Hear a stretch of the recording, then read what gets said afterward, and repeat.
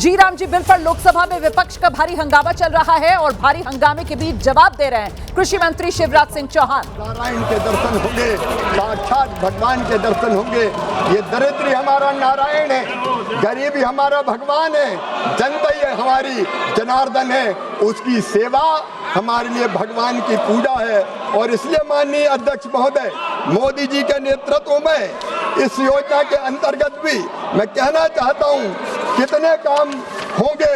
एक बात और मैं माननीय अध्यक्ष महोदय कहना चाहता हूँ, गांधी जी की बात करने वालों ने कब गरीबों के लिए काम किए? ये नरेंद्र मोदी जी की सरकार है। प्रधानमंत्री आवास बना दिए, 4 करोड़ गरीबों को घर देने का काम नरेंद्र मोदी जी ने किया। स्वच्छ भारत मिशन 11 करोड़ शौचालय बनाए गए। उज्ज्वला योजना बहनों की जिंदगी बढ़ा दी और जिंदगी बदल दी। 10 करोड़ LPG कनेक्शन दिए। जल जीवन मिशन 14 करोड़ 90 लाख से अधिक घर को नल का जल आपने पिला दिया। माननीय अध्यक्ष महोदय आयुष्मान भारत 36.9 करोड़ से ज्यादा लोगों को फायदा हुआ। आयुष्मान आरोग्य मंदिर 1.5 लाख प्राइमरी केयर और सस्ती जेनेरिक दवाई देने वाले सेंटर बन गए। PM मुद्रा योजना 12 करोड़ लोन बांटे गए। सौभाग्य योजना 100% घरेलू विद्युतीकरण का लक्ष्य हासिल कर लिया गया। रिन्यूएबल एनर्जी का विस्तार 2.82 गीगावाट से बढ़ के 73.32 गीगावाट हो गई। PM जन धन के खाते गरीब की जिंदगी बदल दी प्रधानमंत्री जी ने। 34 लाख करोड़ स्किल इंडिया 1.4 करोड़ युवाओं को ट्रेनिंग दी गई। अटल पेंशन योजना 7.65 करोड़ लोगों को लाभ मिला। PM गरीब कल्याण अन्न योजना 81 करोड़ को निःशुल्क राशन देने का चमत्कार नरेंद्र मोदी जी की सरकार ने किया। माननीय अध्यक्ष महोदय PM किसान सम्मान निधि 11 करोड़ से ज्यादा किसानों को देने का काम किया। माननीय अध्यक्ष महोदय UPA बनाम NDA अगर आप देखेंगे तो माननीय अध्यक्ष महोदय कल जनजाति की बात कर रहे थे। आपका बजट था 4,295 करोड़, हमने कर दिया 13,000 करोड़ रुपया। महिला और बाल विकास का आपका 20,000 करोड़ बजट था, हमारा 26,000 करोड़।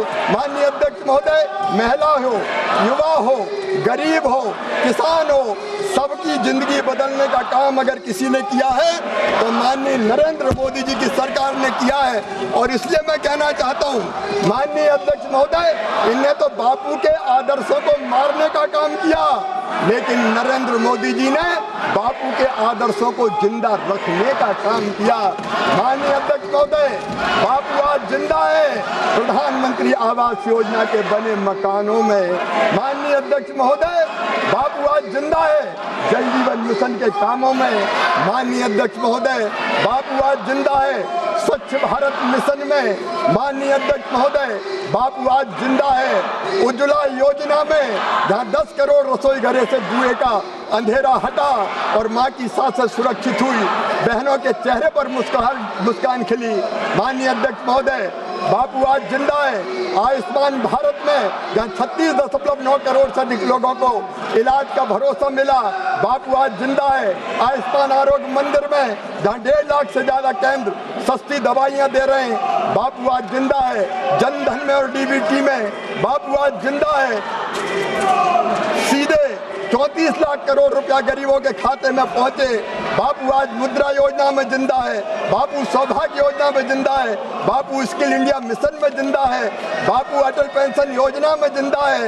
बापू आज जिंदा है PM गरीब कल्याण अन्न योजना में। माननीय अध्यक्ष महोदय बापू तस्वीरों में नहीं, तिथियों में नहीं, भाषणों के पोस्टर में नहीं, बापू उस काम में जिंदा है जो अंतिम व्यक्ति तक पहुंचता है। और इसलिए माननीय अध्यक्ष महोदय बापू आज जिंदा है हम सबके हृदयों में एक विचार बनकर, और बापू के आदर्शों को ही इस योजना में हमने क्रियान्वित करने का काम किया है, जो गरीब की जिंदगी बदलेगी। 60 और 40 का शेयर भी इसलिए कि राज्यों की सहभागिता बढ़े, वो भी जिम्मेदारी जिम्मेदारी का अनुभव करे और किसान के काम के समय योजना के काम को स्थगित रखने का काम इसलिए किया कि किसानों के भी खेती का काम प्रभावित ना हो। माननीय अध्यक्ष महोदय, एक नए भारत का निर्माण नरेंद्र मोदी जी के नेतृत्व में हो रहा है और गरीबों के कल्याण में ये योजना महत्वपूर्ण रोल अदा करेगी। कौन कहता है कि आसमान में सुराख नहीं होता, एक पत्थर तो तबीयत से उछालो यारो। माननीय अध्यक्ष महोदय, मैं इन निराश और हताश लोगों को अटल जी की पंक्तियां सुना के अपनी बात समाप्त करता हूं। गीत नया गाता हूं, गीत नया गाता हूं, टूटे हुए तारों से फूटे बासंती स्वर, पत्थर की छाती में उगाया नवंकर, भरे सब पीले पात, भरे सब पीले पात, कोयल की कुहकरात, प्राची में अरुणा की रेख देख पाता हूँ, गीत नया गाता हूँ। और ये भी कहना चाहता हूँ कि इनके हंगामे से हार नहीं मानूंगा, रार नहीं ठानूंगा, काल के कपाल पर लिखता मिटाता हूँ, गीत नया गाता हूँ, गीत नया गाता हूँ। विकास का गीत, जन कल्याण का गीत, गरीब कल्याण का गीत। बहुत बहुत धन्यवाद। Shri Kedar Radhakrishnan, Saugata Roy, NK. Premachandran, KC. Venugopal, DM. Kathir आनंद, विशाल पाटिल, अरुण नेहरू, डॉक्टर के काव्या। तो काल के कपाल पर लिखता मिटाता हूं, गीत नया गाता हूं।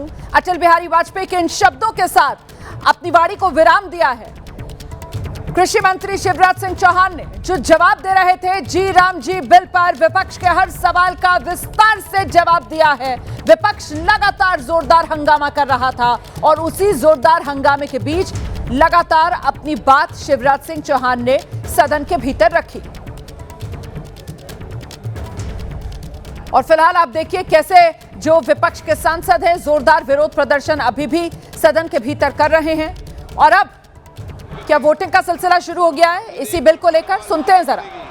प्रश्न ये कि खंड 2 से 37 विधेयकांग बने, जो सदस्य के पक्ष में हाँ गए, जो सदस्य विरोध में ना गए। मेरे विचार में निर्णय हाँ वालों के पक्ष में, हाँ वालों के पक्ष में खंड 2 से 37 विधेयकांग बना। प्रश्न ये है कि पहली और दूसरी अनुसूची विधेयकांग बने, जो सदस्य के पक्ष में हाँ गए, जो सदस्य विरोध में ना गए। मेरे विचार में निर्णय हाँ वालों के पक्ष में, हाँ वालों के पक्ष में अनुसूचित पहली और दूसरी विधेयकांग बनी।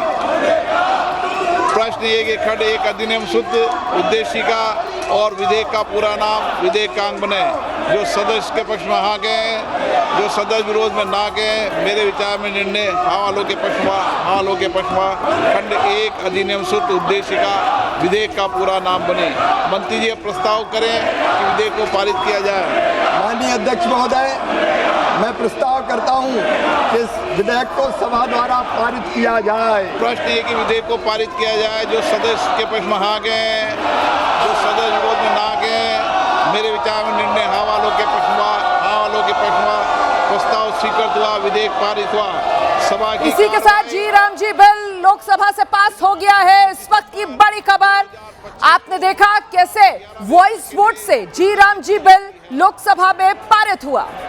जोरदार हंगामा लगातार विपक्ष की तरफ से किया जा रहा था, लेकिन इसी हंगामे के बीच कृषि मंत्री शिवराज सिंह चौहान ने चर्चा का जवाब भी दिया और फिर जोरदार विपक्ष के हंगामे के बीच ही सदन में जी राम जी बिल पास हो गया है। लोकसभा से जी राम जी बिल पास हुआ।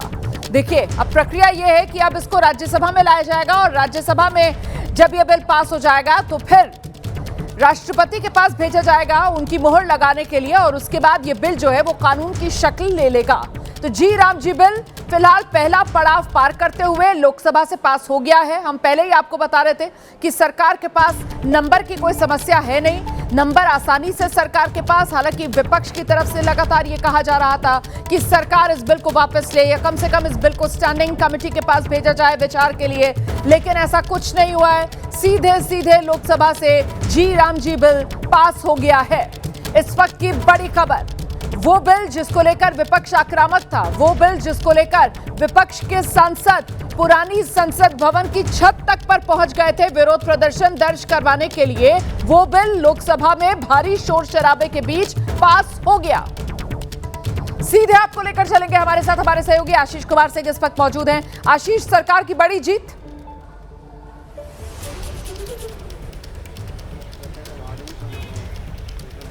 रोमाना, आप मुझे सुन पा रही हैं? मुझे आपकी आवाज आ रही है आशीष, आपको मेरी आवाज मिल रही है? जी हाँ, बिल्कुल बिल्कुल बिल्कुल बिल्कुल मैंने सुना आपको, आपने बिल्कुल ठीक कहा। बहुत बड़ा कदम उठाया जा चुका है। विपक्ष के तमाम मार्च, तमाम विरोध, उसके बावजूद सरकार ने विपक्ष के विरोध को बुलडोज करते हुए लोकसभा में इस बिल को पास करा लिया। इस वक्त की बहुत बड़ी खबर है और अब इस बिल को संसद में, राज्यसभा में पेश किया जाएगा। क्या जानकारी मिल रही है, राज्यसभा में यह बिल कब पेश होगा आशीष? देखिए, इस बात की पूरी संभावना है कि इस बिल को आज ही राज्यसभा में पेश कर दिया जाएगा। एक ही सिटिंग बची है, कल का दिन है, कल इस बिल को राज्यसभा से पास कराना होगा। इसलिए आप ये मान के चलें कि आज देर शाम तक इस बिल को संभव है कि राज्यसभा में पेश कर दिया जाए और कल तक राज्यसभा से इसको पास करा दिया जाए, जिसके बाद इसको राष्ट्रपति के पास भेजा जाएगा। मैं आपको बता रहा हूं, संसद के अंदर जो मैंने आपने तस्वीरें देखी, विपक्ष के तमाम सांसद वेल में थे, हाथ में बापू की तस्वीरें लिए हुए थे। लगातार रोमाना, मैं आपको बताऊं, नारेबाजी चल रही थी। ठीक पीछे प्रियंका गांधी तक खड़े होकर के सामने उस रो तक आ गई थी जहां पर राहुल गांधी, नेता विपक्ष, बैठते हैं। तो एक तरह से हम कह सकते हैं वेल तक तो वो भी आ गई थी।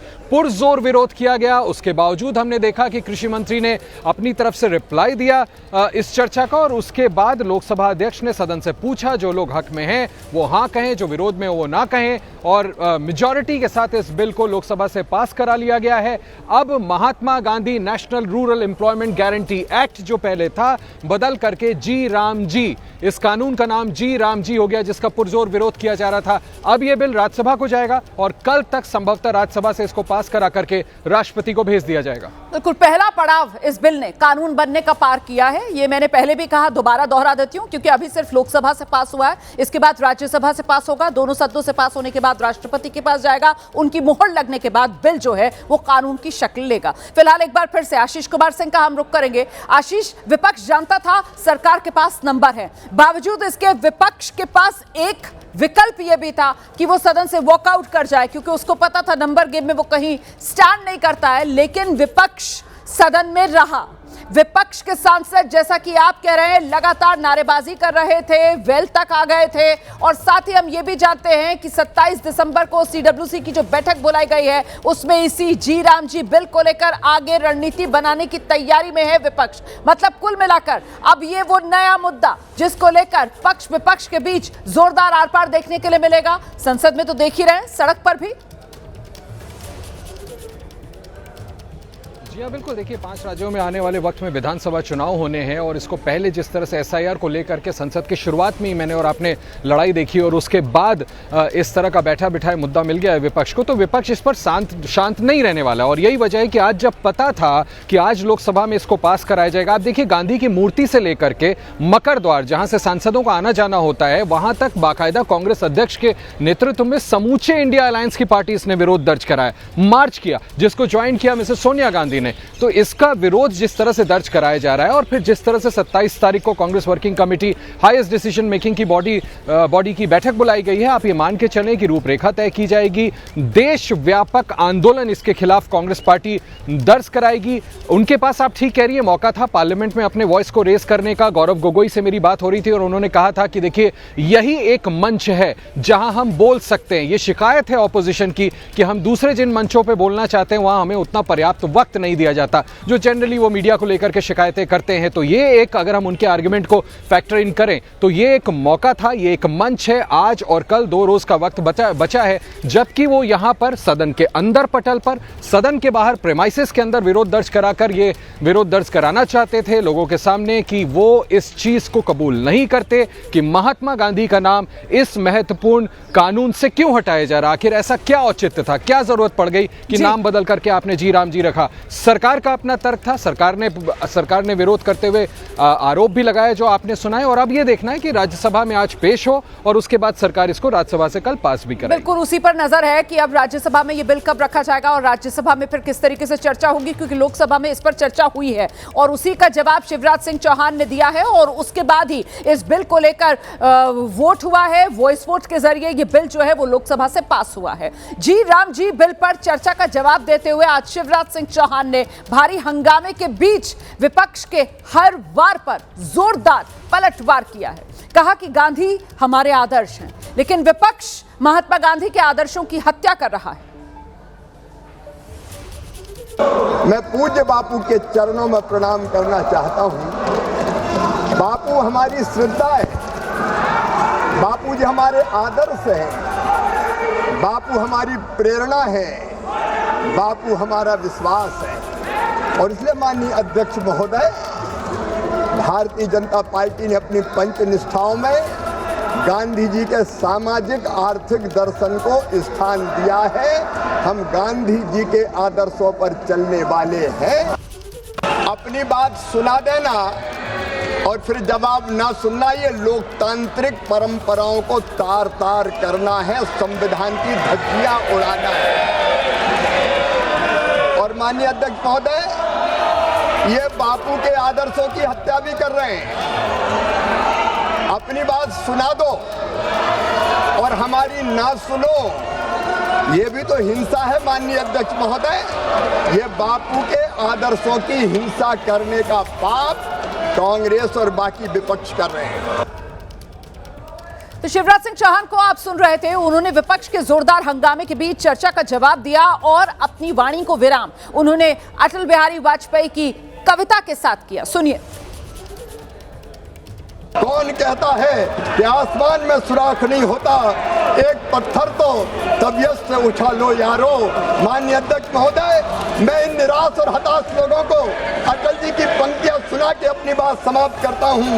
गीत नया गाता हूं, गीत नया गाता हूं, टूटे हुए तारों से फूटे बासंती स्वर, पत्थर की छाती में उगाया नव अंकर, भरे सब पीले पात, भरे सब पीले पात, कोयल की कोहकरात, प्राची में अरुणा की रेख देख पाता हूँ, गीत नया गाता हूँ। और ये भी कहना चाहता हूँ कि इनके हंगामे से हार नहीं मानूंगा, रार नहीं ठानूंगा, काल के कपाल पर लिखता मिटाता हूँ, गीत नया गाता हूँ, गीत नया गाता हूँ। विकास का गीत, जन कल्याण का गीत, गरीब कल्याण का गीत।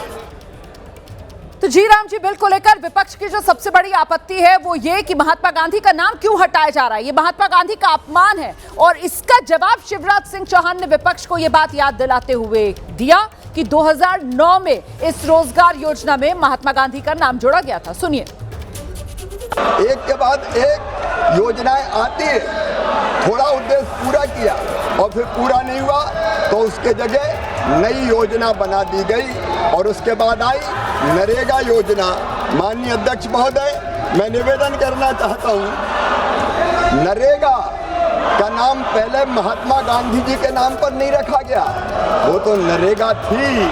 बाद में जब 2009 के चुनाव आए तो चुनाव और वोट के कारण बापू याद आए, महात्मा गांधी याद आए और तब उसमें जोड़ा गया महात्मा गांधी जी का नाम। लेकिन माननीय अध्यक्ष महोदय, मैं निवेदन करना चाहता हूं, इस मनरेगा को भी अगर ताकत के साथ किसी ने ठीक ढंग से लागू किया तो वो हमारे प्रधानमंत्री श्रीमान नरेंद्र मोदी जी ने लागू किया। माननीय अध्यक्ष महोदय, आपके माध्यम से मैं देश को बताना चाहता हूं, 2006 से लेके ये ढोंग करते हैं, ये कांग्रेस के लोग ढोंग करते हैं। एक तो लोकसभा में चर्चा के दौरान आपको ध्यान है, प्रियंका गांधी ने कल कहा था कि मोदी सरकार को सिर्फ योजनाओं के नाम बदलने की सनक है। और आज कृषि मंत्री शिवराज सिंह चौहान ने इसका भी कांग्रेस को जोरदार जवाब दिया। हर योजना का नाम बदलने की जो सनक है ये समझ में नहीं आती है।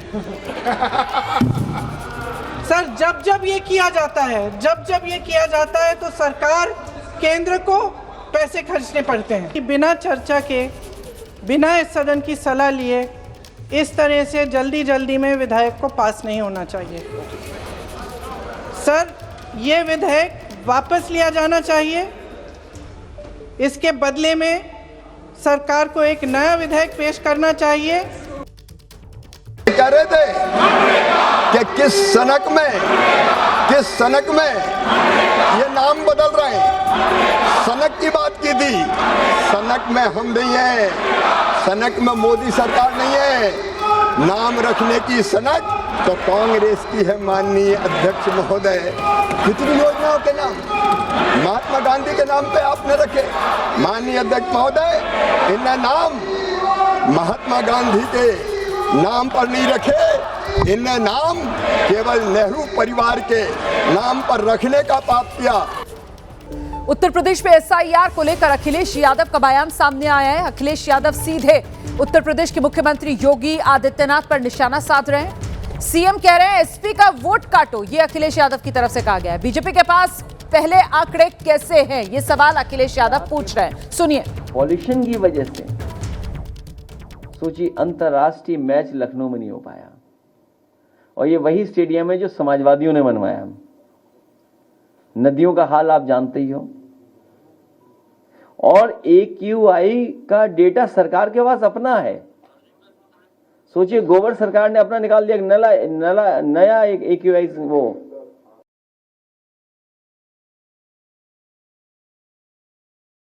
जो आरक्षण कितने होनी चाहिए सीटें ही नहीं मिल रही, उतनी कम कर दी सीटें। सोचिए आप, उसका ग्राफ अभी आपको दिखाएंगे कि कितनी कम कर दी सीटें।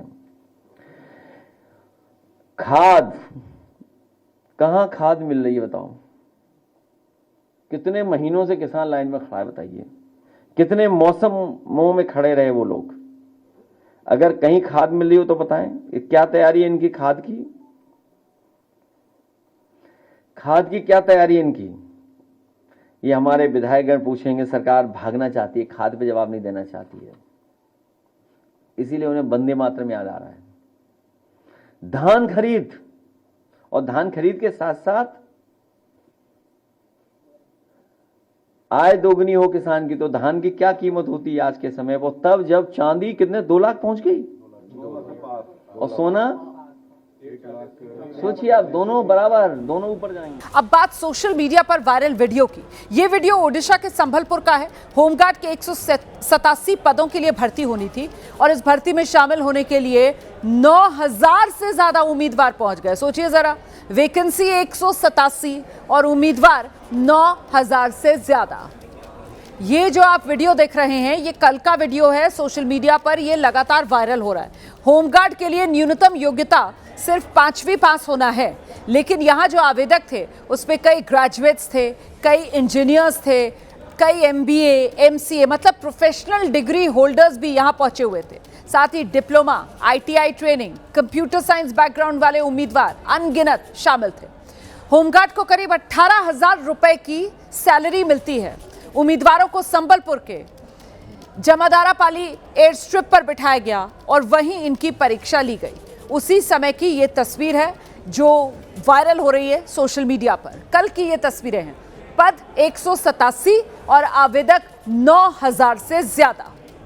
क्वालिफिकेशन 5वीं पास चाहिए, लेकिन यहां पर ग्रेजुएट्स, पोस्ट ग्रेजुएट्स तक पहुंचे हुए थे आवेदक बनकर। ओडिशा के संबलपुर का ये वायरल वीडियो, होमगार्ड के 187 पद, जिसके लिए 9000 से ज्यादा आवेदक पहुंच गए। 5वीं पास की योग्यता की जरूरत थी, और यहां पर MBA से लेकर MCA तक एयर स्ट्रिप पर बैठे हुए नजर आ रहे हैं।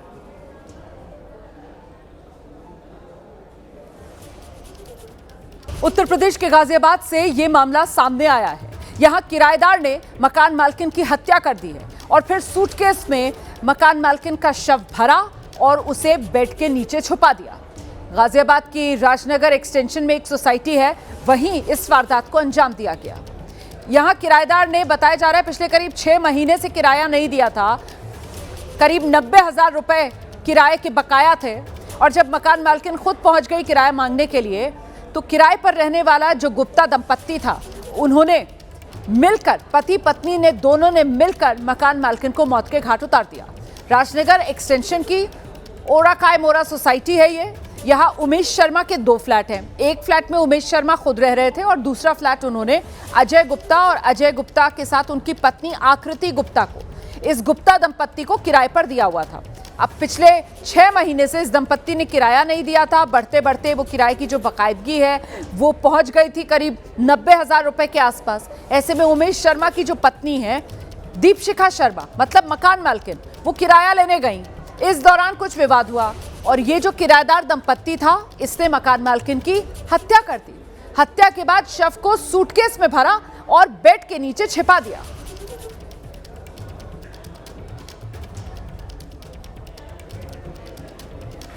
ये आरोपी किराएदार गुप्ता दंपत्ति, इन्होंने अपना गुनाह कबूला है और न सिर्फ ये गुनाह कबूल रहे हैं बल्कि मकान मालकिन को किस तरीके से मारा है ये भी अब ये बता रहे हैं। मैं एक्सेप्ट कर रहा हूँ, आपने मारा, मैंने किया, दोनों ने मिलके किया। मैं एक्सेप्ट कर, हमने गला घोटा है, गला चुन्नी से। चुन्नी से। मैं एक्सेप्ट कर रहा हूँ कि मैंने किया, इसकी गलती नहीं है, मैंने किया। साथ थे, हम साथ थे, कोई आप अपने पे मत लो, हमने साथ थे, साथ किया है। तो ये वो किराएदार पति पत्नी हैं, इन्हीं पर मकान मालकिन की हत्या का आरोप लगा। पूरा मामला क्या है जरा विस्तार से आप समझ लीजिए। दरअसल 6 महीने से बताया जा रहा है कि इन्होंने किराया नहीं दिया था। किराएदार पति पत्नी जिन पर मकान मालकिन की हत्या का आरोप, और हत्या की वजह क्या रही, 6 महीने से इन्होंने किराया दिया नहीं था। करीब 90,000 रुपए फ्लैट का किराया इन पर बकाया था। मकान मालकिन किराया मांगने गई, तब विवाद हो गया। विवाद बढ़ा, मकान मालकिन की इन दोनों ने मिलकर हत्या कर दी। शव को मकान मालकिन के सूटकेस में भरा और बेड में छुपा दिया। वो तो घर में काम करने वाली जो महिला थी उसको शक हुआ इस दंपत्ति पर और इसी वजह से ये खुलासा हो पाया। हत्या के आरोपी पति पत्नी अब गिरफ्तार कर लिए गए हैं।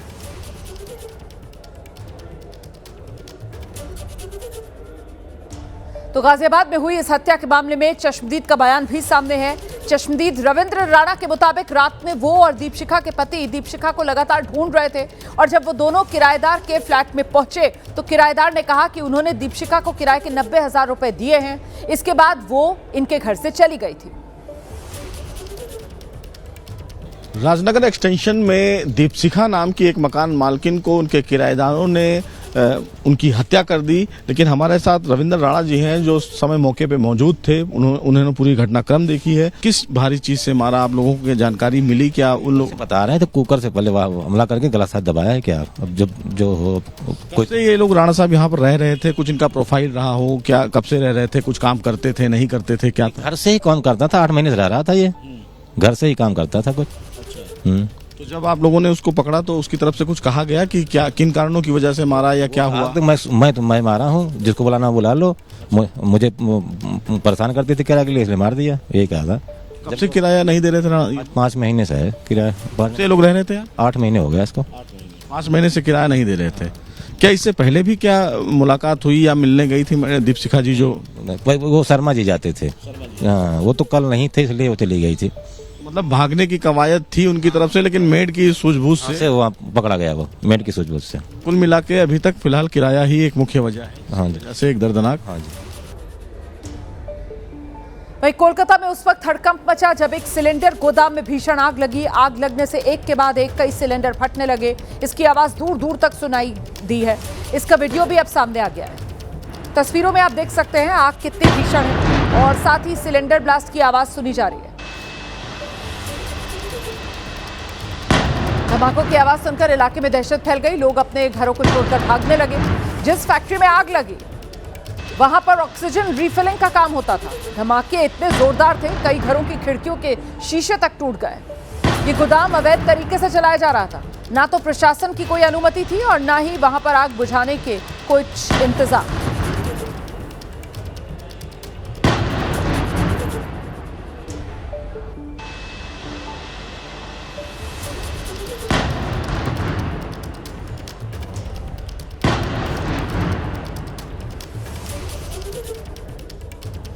वहीं उत्तराखंड के नैनीताल में दर्दनाक हादसा हुआ है। प्रसिद्ध कैंची धाम के पास पर्यटकों से भरी एक स्कॉर्पियो 50 फीट गहरी खाई में जा गिरी है, जिससे 3 लोगों की मौत हो गई है।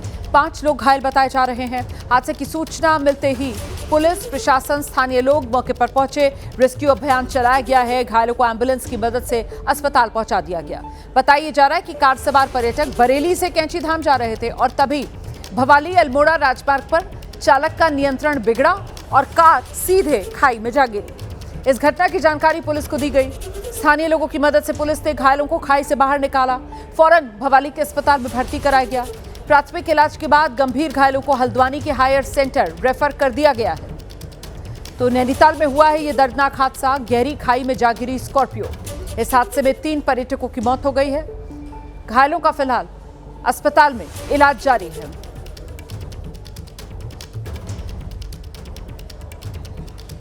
कंट्रोल रूम के माध्यम से सूचना आई कि एक यूपी नंबर की गाड़ी है स्कॉर्पियो एन ब्लैक कलर की, भवाली से 3 किलोमीटर आगे कैंची धाम की तरफ दुर्घटनाग्रस्त हो गई है और जिसमें 9 लोग सवार थे। 3 गंभीर रूप से घायल थे, उनको डॉक्टरों ने मृत घोषित कर दिया।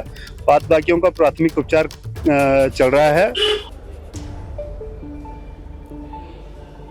और अब देहरादून से एक बड़ी खबर जानिए आप। यहां चलती बस में अचानक आग लगी। ये घटना देहरादून के शिमला बाईपास की है, जहां बस में आग लग गई, धुआं उठने लगा। गनीमत तो ये रही कि अभी तक किसी के हताहत होने की कोई खबर नहीं। ये तस्वीरें आपके सामने हैं, देखिए कैसे घना धुआं उठता हुआ नजर आ रहा है। चलती बस में आग लगी, जिसके बाद हड़कंप मच गया। शिमला बाईपास का रास्ता है, देहरादून से निकलता है। वहीं पर मेन रोड पर ये बस, जिसमें अचानक आग लग गई और उसके बाद यहां अफरा तफरी सी मच गई।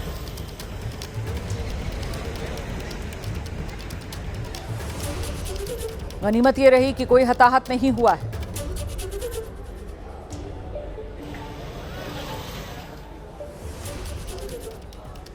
दिल्ली पुलिस क्राइम ब्रांच ने नकली दवा बनाने वाली फैक्ट्री का पर्दाफाश किया है। मौके से नकली दवाओं को तैयार करने का सामान और मशीन जब्त की गई है। इस फैक्ट्री में स्किन से संबंधित नामी कंपनी के नाम पर नकली दवाएं तैयार की जा रही थी। सैकड़ों ड्रम में नकली पेस्ट बरामद हुआ है। पुलिस ने इस मामले में एक आरोपी को गिरफ्तार किया है। आपको बता दें, इससे पहले दिल्ली पुलिस क्राइम ब्रांच ने गाजियाबाद से 2 लोगों को गिरफ्तार किया था और नकली दवा फैक्ट्री पकड़ी थी। ये बड़ा खुलासा हुआ था कि आरोपी काफी समय से पूरे उत्तर भारत में नकली दवाओं की सप्लाई कर रहे थे। तो नकली दवाएं बनाने का सामान भी बरामद हुआ है। जिस नकली दवा फैक्ट्री पर पुलिस ने छापा मारा, वहीं से एबीपी न्यूज संवाददाता उज्जवल की एक रिपोर्ट देखिए। दिल्ली क्राइम ब्रांच की तरफ से एक और गिरोह का भांडाफोड़ किया गया है, जो नकली दवाओं के साथ साथ नकली क्रीम बना रहा था। तो वो कौन सी नकली क्रीम थी, कैसे इस पूरे सिंडिकेट को पकड़ा गया है, हमारे साथ बात करने के लिए डीसीपी क्राइम आदित्य गौतम जी मौजूद हैं। आदित्य सर, क्या ये पूरा मामला है और इस गिरोह को कैसे जो है वो पकड़ा गया, दिल्ली पुलिस कैसे उन तक पहुंची?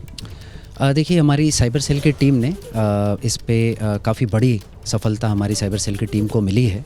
एएसआई कंवरपाल, एसआई प्रवेश, इंस्पेक्टर मंजीत और एसीपी अनिल शर्मा की टीम ने इस पे काफ़ी त्वरित कार्रवाई करते हुए जो इन्फॉर्मेशन हमें मिली थी, 3 लोगों की गिरफ्तारी अभी तक टोटल कर ली है। और 2 फैक्ट्रीज़ जहाँ पर इल्लीगल मैन्युफैक्चरिंग हो रही थी, वो 2 फैक्ट्रीज़ हमने बर्स्ट की। एक के बारे में आपको पहले ही जानकारी दे दी गई थी, जिसमें क्लॉपजी नामक मेडिसिन का अवैध निर्माण किया जा रहा था। अभी उसी मामले में आगे कार्रवाई करते हुए हमने जिस फैक्ट्री में बेटनोवेट सी क्रीम की अवैध मैन्युफैक्चरिंग की जा रही थी, हमने उसको भी बर्स्ट कर लिया है और प्रमोद गुप्ता नाम के एक व्यक्ति को हमने गिरफ्तार किया है।